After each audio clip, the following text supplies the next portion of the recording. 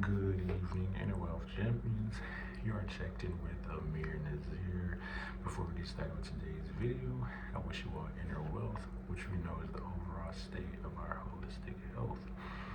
And so today's video will be about how to detect disease through urinalysis, which is the analysis of your urine.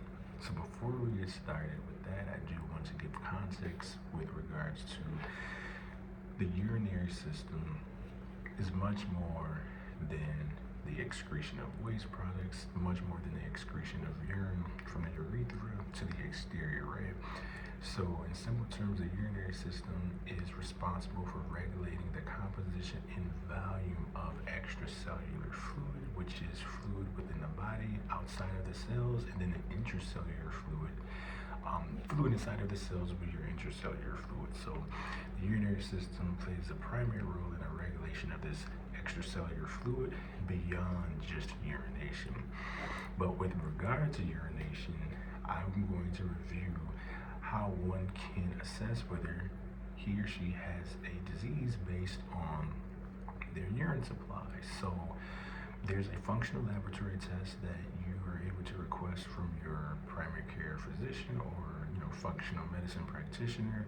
It is referred to as a urinalysis. Again, this is analysis of the urine.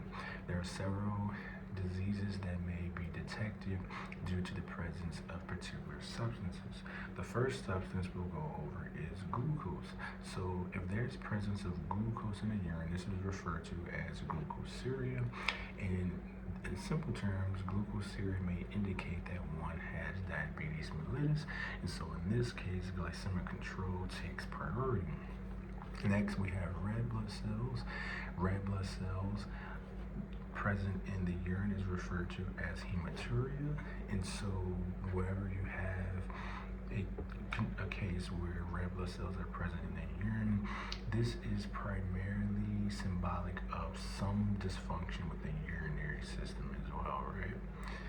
Also, you may, if there's a presence of ketone bodies in the urine, so this would be ketonuria, this will indicate quite a few things. It can indicate starvation, lack of carbohydrates, and it can also indicate diabetes mellitus.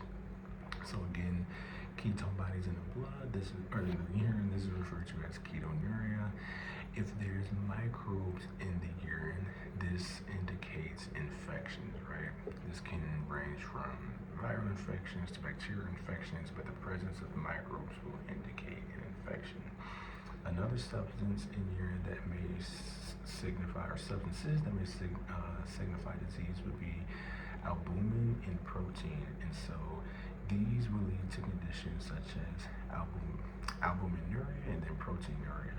And so this may indicate dysfunction of the kidneys because large proteins should not cross over into the nephrons, and nephrons are the functional unit of kidneys, which is an organ that is a part of the urinary system, right?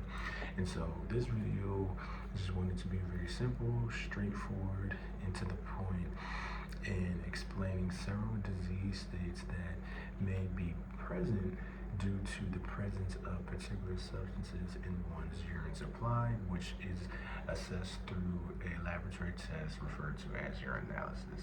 So again, family, I hope today's video was helpful. And again, I look forward to seeing you all in the next video. And until next time, I wish you all inner wealth.